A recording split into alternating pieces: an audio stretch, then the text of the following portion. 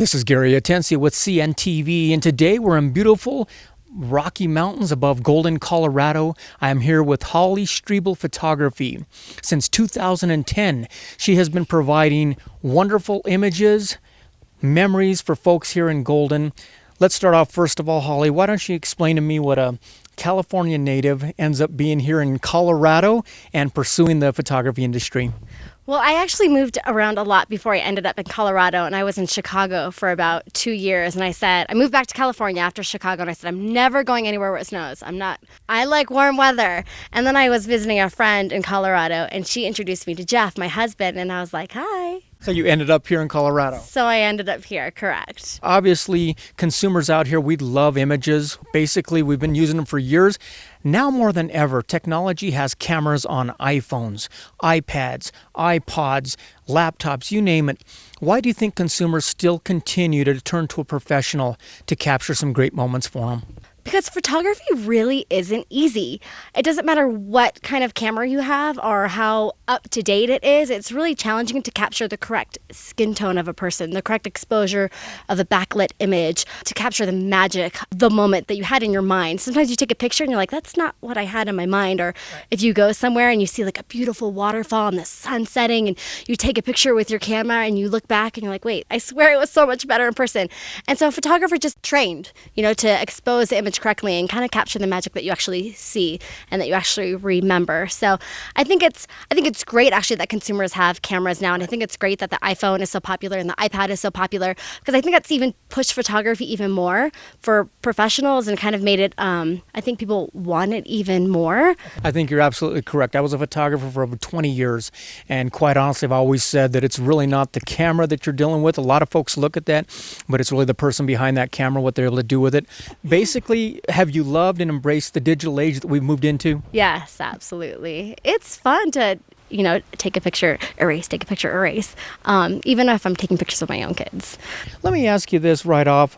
As far as yourself, you're up here in the Rocky Mountains here. Do you prefer going on location, or do you prefer more of a studio indoor? What do you like? I like going outside when the weather is nice, but I also love shooting in a client's home. If I can shoot in a client's home and really capture their personality and their kids really comfortable in their own house and capture the really natural expressions, that's what I love. So in their home and outdoors. Like you said, you're a parent yourself, so you obviously know one of the most valuable memories we have is when we start that process of bringing kids into the world. Tell me what you're able to offer for women out there who are starting that maternity process. Well, I do maternity images, newborn. One thing that's really popular this year is my 1 year package. So you have the option between maternity and then the newborn 3, 6, 9, and 1 year, or the newborn 6 month and 1 year. So really it's just capturing those milestone images. It's first it's the newborn image, which is they're just so sweet, and then the 3 month and they're just starting to lift their head, and that's so cute, and then the 6 month that they're sitting, and then 9 month they're starting to stand, and 1 year they're walking. So just capturing all those milestones is really popular, and it's one of my favorite things to capture. Speaking of that, obviously in these maternity portraits, being a female photographer, you're probably able to make your subject real comfortable. What about boudoir maternity? Is that something people seem to love? That's my favorite. Really? I love boudoir maternity, yes. I just think it's gorgeous. I think a belly is really beautiful. Again, I think shooting in someone's house is really beautiful. So if I just get a really beautiful belly and some cute little shorts and a tank top and, just in the doorway or sitting on their bed or in their, just somewhere where they're comfortable in a really comfortable outfit and just capturing the natural beauty of a pregnant woman. Simple is beautiful. It is beautiful, I agree. Obviously, it's a big time for mother. She's getting ready to have a baby here, but it's also a big time for the dad as well as possible siblings. Are you able to incorporate them into those maternity portraits as well? I incorporate anyone the mommy wants in the images. So if she wants the siblings in the images or in the images. If she wants dad in there, dad's in there. If she wants a dog in there, dogs. Whoever's important to that family, that's who I capture. So I want to give them memories that they just adore and they look back 10 years from now. So anyone they want in the images is definitely welcome. As far as photography goes, like you said, once you get the science down of the actual exposure and whatnot, after that, you're talking about a true art. Obviously, art should not be rushed. So tell me, is there a time frame? Do people have to worry about a certain amount of time that they have in a session? Generally, I really like clients to not feel rushed, and I'm a mom. I don't like to feel stressed. I don't want them to feel stressed. So if their 2-year-old is maybe having a cranky moment, 13-year-old can have a cranky moment and they can go, step aside and blow some bubbles or have a snack and not have to worry that they're running out of time. So my sessions are stress-free for mom, and that's how I like it. So no time limits unless it's a mini session, and that's a whole. Wonderful. I think that's great for people because quite honestly, they're a little afraid of you at first, but then you kind of become part of it and they start doing what they do best, which is being natural, and then you capture that. I think it's great. One of the things that I've noticed is basically as an investment in photography, I look at it as an investment because simply it grows value as the years go on. Let me ask you, have you kept your pricing simple so people understand? Tell me a little bit about it. Pricing is challenging all around because you're trying to keep the pricing simple for clients and so they can easily understand it, but you're also trying to cover business expenses. I try to keep it simple as possible, but I also have custom options available too. So I have really simple pricing up front, and I say, hey, if you want something else, let me know and I'll quote you on that. Obviously, you're an artist behind the camera. What about an artist once you actually get the images? Do you do a little bit of behind the scenes as well, and do you enjoy that? In terms of editing behind the scenes, or I do edit every image. I go through all the images. I pick my favorite. They're usually images that just kind of make me smile, that I feel. It's an image that makes me feel something. My editing is very minimal. So what I capture in the camera, I try to get as perfect as possible. And so my editing really isn't very much. What you get is pretty much what was on my camera. That's interesting. And let me ask you this. The last question would be, are folks able to buy the whole digital collection so they can have it on their end as well? They are able to buy digital collections, but the digital collections that I pick out. Okay. So if I took 200 images at their session and I pull 30, they have the option to purchase the 30 digital images that Wonderful. So that's a wonderful thing. You basically have the best of your work out there, and folks are able to have that, share it, and keep it forever. Correct. Folks, take a look at the bottom of the screen right there. What you're going to see is her website. On the website, you're basically going to see the portfolio, which quite honestly, we've been sharing a lot of images on the screen right now, but you're really going to see that this is a person that found what they love doing, basically up in the beautiful mountains of Golden, Colorado. She is definitely here to walk you through the process and make sure she's going to capture some gorgeous memories with flawless images. This is Gary Atencia with CNTV, and if you don't know, now you know.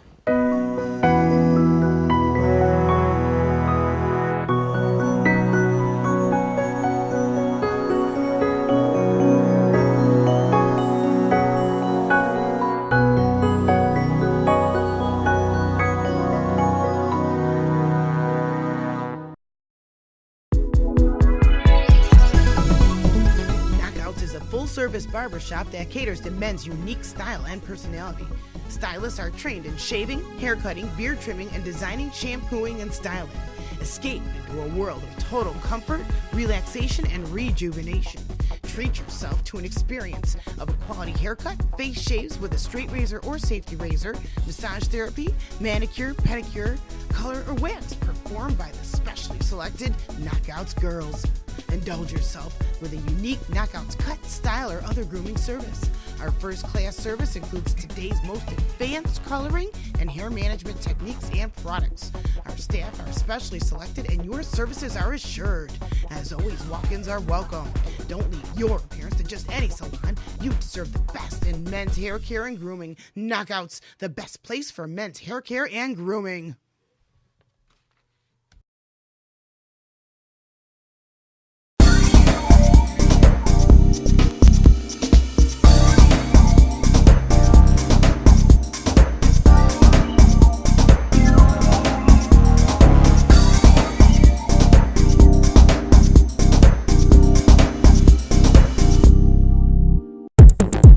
This is Gary Atencia with CNTV, and today we're in the beautiful mountains of Evergreen, Colorado. I'm here with Evergreen Partners. Since 2009, this corporate trading firm has been creating capital through the placement of advertisement for their clients across the nation.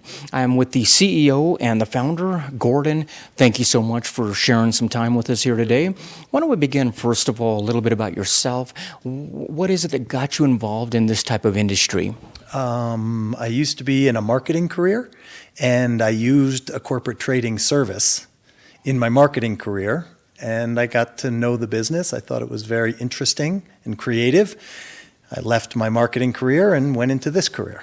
Excellent. So basically, your team is basically a group of guys with 10, 20 years of experience in the trade market. You really have created kind of a different way of doing business in this industry. Yes, I worked in the business for about 15 years prior to starting Evergreen Partners. Learned a lot of great lessons and met a lot of terrific people, and decided that we had the opportunity to approach the business a little differently. Let me ask you this, quite honestly, your team, you've got 10 to 20 years of experience, guys that basically wanted to put together a business that was a little bit different than what you've experienced in the past. Yes, we all came out of corporate trading backgrounds, and we all experienced what it was like to work for some of the larger companies that had been around for a very long time. And in a typical kind of business evolution, those companies have gotten very large, very bureaucratic, and in some cases a little dysfunctional. We chose to take a select group of people and to do good quality work, but to stay small enough so that the quality of our capabilities was not diluted by size. Absolutely. Let me ask you, almost any company out there would benefit from media exposure of some type. Share with me some of the platforms you're able to access. Are we talking about major broadcast, online, digital, print, or possibly a little bit of all the above? Yeah, it's actually a lot of all the above. National television, both cable and network TV, radio, both local and national, local television. We do quite a bit in digital. Digital, as you can imagine, is growing at an exponential rate versus all the other media types, albeit off a smaller base. So all of the different media types, we're doing a lot in the area of out-of-home right now for a number of our clients. So the characteristics that really allow the trade market to operate are pretty similar across media types. Interesting. I mean, quite honestly, with your experience, your market clout, you're basically able to purchase inventory or large quantities of inventory that possibly the client probably couldn't have done by themselves. Yes, that's part of the equation, but truthfully, clout is a smaller piece of it. What we do that's different is the media marketplace is largely a brokered market. Clients hire agencies who act as a broker, represent the client money, go perform a service and get a fee for that service. We are very different in that regard in that we're not a brokered service. We actually are a principal. We invest our own capital. We take risk into the media marketplace and get futures. Now, that is not really a clout approach. Clout helps. It helps us in terms of the relationships required to have these types of negotiations and discussions with the media vendors, but ultimately the manner with which we drive down our costs below the marketplace is more of an investment strategy than just a brokered strategy. Truly different from what I'm even used to myself. I mean, typically companies, they're able to go out and create a monetary expense, buy some media. You're basically saying this is able to trade out with these vendors. Touch on that a little bit for me. Absolutely, and one of the things that we kind of enjoy is, we like to say sometimes we own media below the lowest price that the salespeople can sell it at. And we will work with multi-billion-dollar purchasing entities and still have the ability to create a cost base that's lower than what they have. Essentially, the way it works is we invest $1 of our own money in return for $1.50 or $2 of a media future, a media credit that can be applied to anything that's available at the time we call for placement. So we're not buying specific units or specific spots in the future. We're buying basically a dollar-denominated credit that we get to use when we go through our media placement process. It's a very unique approach. Basically, the allocation of this media, you're therefore able to create capital, like you say. Mm-hmm. Yeah, we are. And a lot of people tend to think that this only works for surplus or excess type media inventory, and the reality is it's actually quite the opposite. An example, which go to the other end of the media spectrum from excess, is that the Super Bowl was a media property that the network invested a lot of money to get the rights for. The salespeople do their best to sell out all of the inventory that's available on the Super Bowl at the pricing that they expect. And from time to time, and this was a local market basis, from time to time they were not able to sell out all of the inventory. Well, they can't lower the prices, because if they lower the prices, they're going to aggravate everyone who paid the higher price earlier on. So they're in a bit of a catch-22. So they come to us. We are like a private banking market. We help them. We buy the inventory on the Super Bowl that wasn't able to be sold at the full price. We pay the full price. We, in effect, take a loss on that initial transaction, but in return, they give us media time on the back end that allows us to recover our loss, and turn a profit. That is so unique. So we're not talking about even lower tier advertising. Like you say, we're talking about top tier right there, which is wonderful. Share with me some of the type of assets that are able to be traded. We're talking about surplus real estate, inventory, a little bit of everything. Well, this is where the business gets fun and gets creative, because we create capital on the media side, but then how we apply or deploy that capital is really where the creative application is. And generally speaking, we try to deploy it in a way that delivers a benefit to our clients. Well, clients have a whole host of problems or challenges. You referred to some of them. We do quite a bit of real estate work where we buy real estate assets from companies who are looking to dispose of the assets, but are not able to achieve the price that they need to, or that their book value, their depreciated book value, whatever that is. So when they have $1 million on the books and the real estate market is not great, and the best offer is $600,000, well, that's a problem. So we come in and we structure a transaction where we get them $1 million worth of value. Excess inventory, a company makes the blue ones, but everyone wanted the red ones. So we have a lot of excess inventory. Dated product, where a lot of food product has code dating. And if they don't sell at the speed that they expected to, product gets close to the code date, they need to move it quickly. Well, the only way to move it quickly is by lowering the pricing, or moving it into channels that deal with lower pricing. None of this is attractive from a financial standpoint, so we come in and bridge that gap. I guess the last example, sometimes the situation is actually media. And what happens in those cases is a company makes a commitment to buy a certain amount of media based on their business plan. Certain elements of the business plan don't come to fruition, so they want to get out of the media commitments. Well, they can't. So sometimes what we trade is they give us the media commitment that they've already committed to, and we, in effect, buy them out of it for a commitment for them to buy media from us in the future. So they're almost refinancing their media with future media. So these are just some of the applications. The last one I'll throw at you is gift cards. We do a lot of work with gift cards with retailers. And the thing I really like about that is it drives top-line business, because we're bringing new customers into the location, and we're actually able to trade some of those gift cards directly to the media vendors who like to use them for promotional vehicles. That's amazing. Obviously, what attracts you to this whole industry was how creative you could be. And like you said, it really is fun when you're basically creating a win-win situation where basically the media wins on one end, and therefore the people who are trading are getting, like you say, top value for their product or service or whatever it may be. Yes, it's really a triangular win. The media companies trade because it's good for their business. In fact, they're the ones who create this whole industry. Without the media vendors trading, there would be no business for me to offer to clients. The clients benefit because we act as a kind of a middleman or a player in between the media vendors and the clients' problems. And then we succeed, obviously, because we're not a not-for-profit organization. But it really is the creativity. When I got out of business school, I had learned a lot of kind of basic fundamental financial principles. But business can be business, and this was the most creative application of some of those principles that I had ever come across, which is why I pursued this for my career.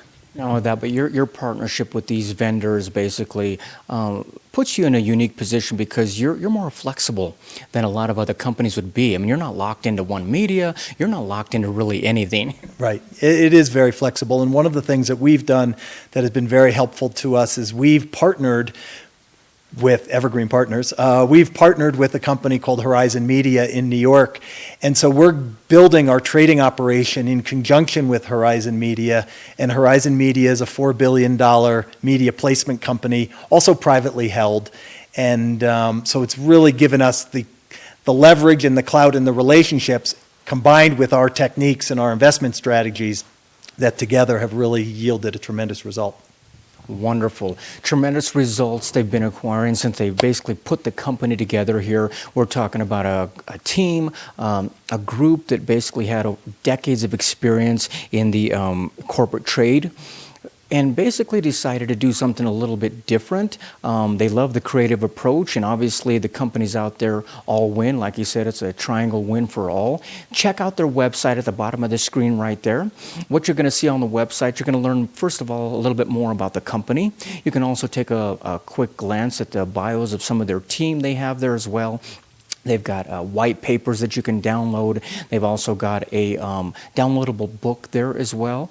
Blogs that will basically answer a lot of the questions. Maybe you're wondering if you're a company that can benefit from this type of media trade or media buy, and they would be glad to help you as well.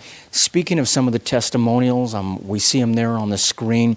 What are people pleasantly surprised when they look and see that they can take possibly an inventory or real estate problem they have, not only turn it into solution, but actually even an opportunity?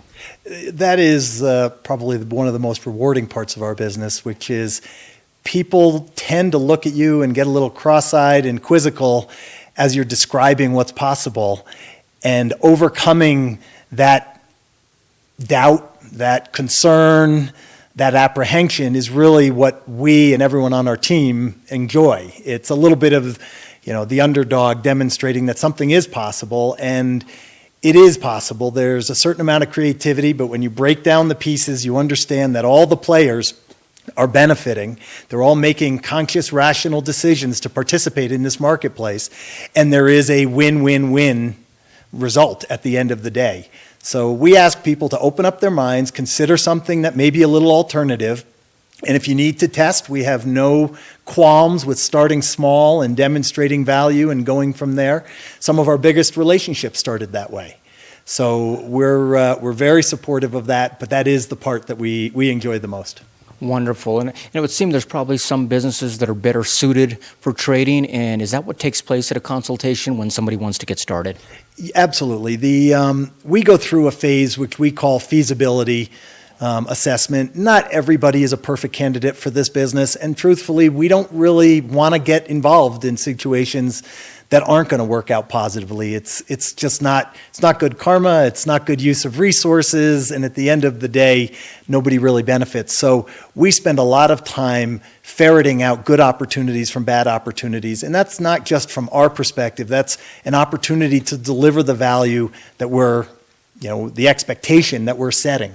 And so that is an important part of what we do, and there may be a situation where we advise someone that they're not a good candidate for trade.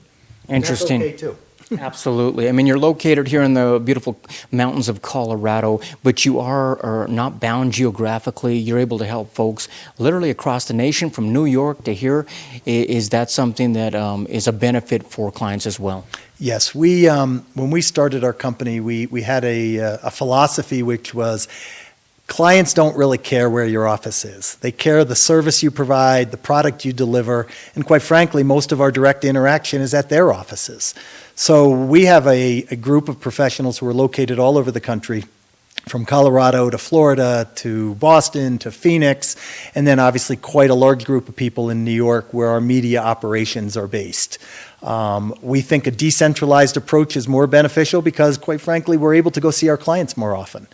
If we're all based on one coast, well, guess what? It's hard to service the other coast. So we try to have a closer proximity to our clients, which gives us more direct involvement and makes the transaction and the relationship a little more fluid and a little more comfortable for everybody.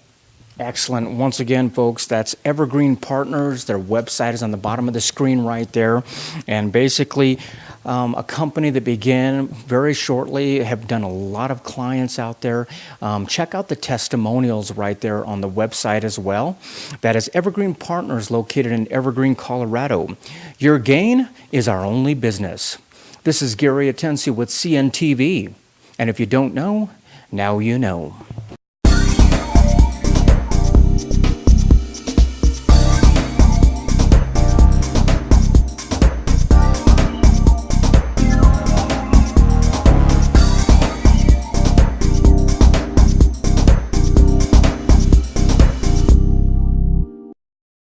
Until next time, if you know of a business who you feel the whole city should know about, nominate them, we'll send a reporter out.